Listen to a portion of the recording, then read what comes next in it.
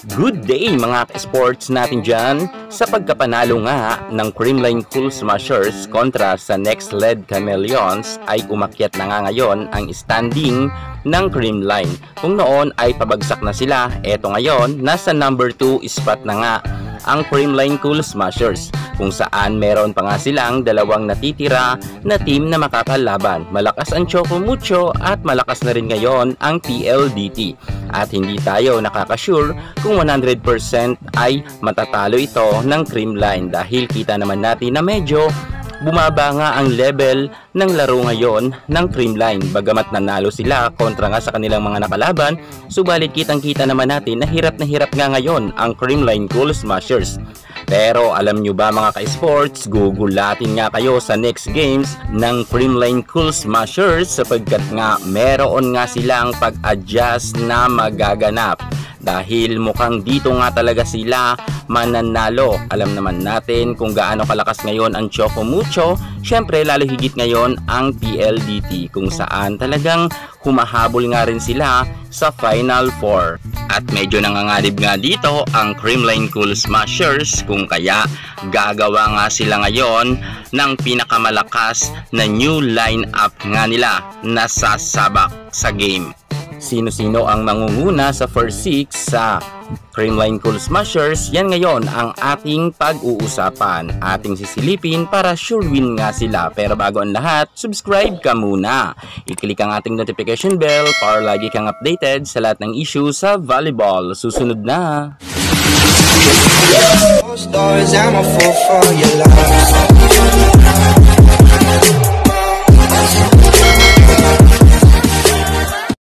Dahil nga malakas ang mga susunod na laban ng Creamline Cool Smashers, paghahandaan talaga nila ito ng husto kung saan nga magbabago nga ang kanilang first 6 lineup. At dito nga ay kinakailangan talaga nilang mag-adjust sapagkat medyo hirap na hirap nga sila sa ngayon manalo. Pero sa kanilang bago ngang posisyon na magiging kanilang mga players na ilalagay ay talagang ito na ang masasabi natin na papasok nga sila sa semifinals. Wala naman pagbabago pagdating nga sa setter dahil ginalingan naman ni Kyle Negrito. Kitang-kita naman natin na nasa rank number 2 nga siya na standing pagdating nga sa top setter at hindi rin dyan nagpapahuli si Kyle Negrito. Kita naman natin na pumupuntos na itong si Kyle nang katatapos pa lamang nilang laban kahapon kontra nga sa Next Led Chameleons.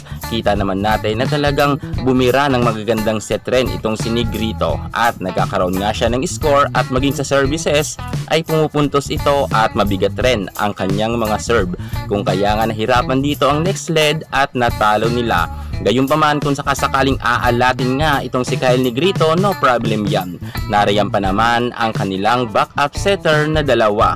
At syempre, si Mafi Galanza ang second option nila. Subalit si Negrito pa rin ang main setter nila at siya pa rin ang kasama nga sa first 6. At dito na nga mag-a-adjust pagdating nga sa mga spiker ang ating coach Sherwin Meneses.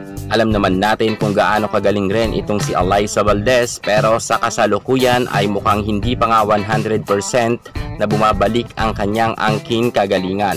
Hirap na hirap rin si Valdez maka-score kahit sabihin natin na siya nga ang player of the game ng nakaraan na laban, pero kita naman natin na hindi pa talaga solid si Alyssa Valdez. Kung kaya pagpapahingahin muna siya pansamantala ni Coach Sherwin Meneses at ang hahalili nga sa kanya walang iba kundi si Bernadette Pons.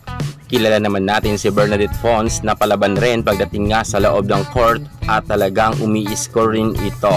Kahit sabihin natin na magaling si Alyssa Valdez, kapag off nga siya minsan ay talagang inaalat rin. Sa ngayon si Pons nga ang kasama sa first 6 lineup at wag rin kayo mga mabahala mga ka-sports sapagkat if ever naman na itong si Alyssa Valdez ay kinakailangan nga sa loob ng court lalo na kapag dikitan ang laban ay ipapasok rin naman ito ni Coach Sherwin Meneses. Strategy lang to ni Coach Sherwin para nga mabasa nila ang kalaban at sila naman ay hindi masyado nga mabasa ang kanilang mga spikers dahil si Alyssa Valdez minsan nga ay bantay sarado na nga ito ng kanilang mga nakakalaban. Kung kaya si Bernadette Pons ay hindi pa nga masyado nakikita ng kanilang mga kalaban ang galawan nito sa loob ng court, kaya si Bernadette Pons muna ang ipapasok nga sa first 6.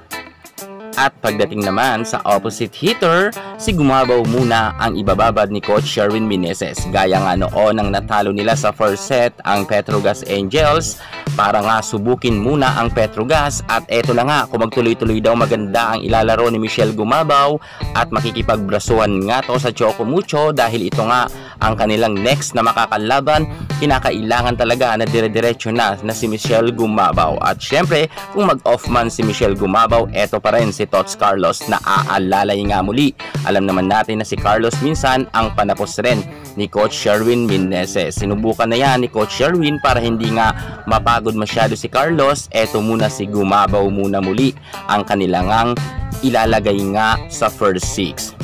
Syempre may rason dyan si Coach Sherwin Meneses kung bakit si Gumabaw muna ang ibababad at itong si Bernadette Pons para nga makita rin nila ang galawan nga ng Choco Mucho at ng PLDT sa mga next game nila.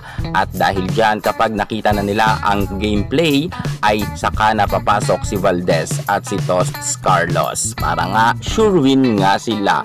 At pagdating naman sa outside hitter nila, ganun pa rin naman mga ka-sports natin dyan. Wala naman pagbabago, si Queen Gemma Galanza pa rin ang ibababad ni Coach Sherwin Meneses. At syempre, if ever naman na ito ngang si Galanza ay medyo alatin nga rin, nariyan pa naman na malakas nilang kako-teammates na talagang pwede rin makipagbrazuhan. Walang iba kundi itong si Rosemary Vargas. Matagal-tagal na rin natin hindi nakikita si Vargas. Baka this conference ay lumabas na nga itong si Rosemary dahil nga itong si Galanza minsan ay makailang beses nga rin siyang hindi makalusot-lusot sa kanyang spike, pero eto naman to the rescue sa kanya ang kanyang kako-teammates na si Vargas. Pero no problem yan dahil si Gemma Galanza pa rin naman ang first 6. Kung alatin lang sakasakali, ang papalit nga sa kanya ang isa rin sa mga pinakamalakas na spiker na pwede rin makipagbrazuhan, si Vargas yan. Syempre, ang first 6 pa rin walang iba talaga kundi ang nag-iisang Gemma Galanza. At pagdating naman sa kanilang middle blocker, susubukin rin ang bago nga na si Bernardo. Kasama niya nga itong si Panaga. Parehas nga to 6-footer, kung kaya silang dalawa muna ang ipapasok sa loob ng court. Well, syempre, nariyan pa naman ang kanilang 6-footer pa rin, walang iba kundi si BDL. Kailangan talaga nila makipagsabayan sa Choco Mucho at PLDT dahil nga sila ang mga matatangkad sa creamline. Kinakailangan na sila nga ang ipasok para nga makasabay nga sila sa mga matatangkad rin na players ng PLDT at ng Choco Mucho. Well, yan nga mga ka-sports natin dyan. Ipinasilip ko na sa inyo ang mga magaganap nga sa susunod na laban ng Creamline at paghahandaan nga nila yan para nga makapasok sila sa semi-finals. Sa tingin nyo mga ka-sports, maganda kaya ngayon ang bagong lineup nga na first 6 ni Coach Sherwin Meneses at makalusot nga ba talaga sila sa semi-finals? Dalawa na lang na team ang kanilang makakalaban, kung kaya kinakailangan talaga na manalo nga ang Creamline para nga sure win sila sa magaganap na laban at para 100% pasok na pasok sila sa banga sa semi-finals. Kaya suportahan na lang natin ang ating Phenom Superstar Alyssa Valdez at ang buong kupunan nga ng Creamline. Maraming nananalangin na manalo sila. Well, abangan na lang natin ang kanilang nalalapit na laban. I hope na talagang manalo po sila. Yan muna ang pinaka-latest natin sa mundo ng volleyball. At para hindi ka mahuli sa lahat ng issue pagdating sa volleyball, subscribe na.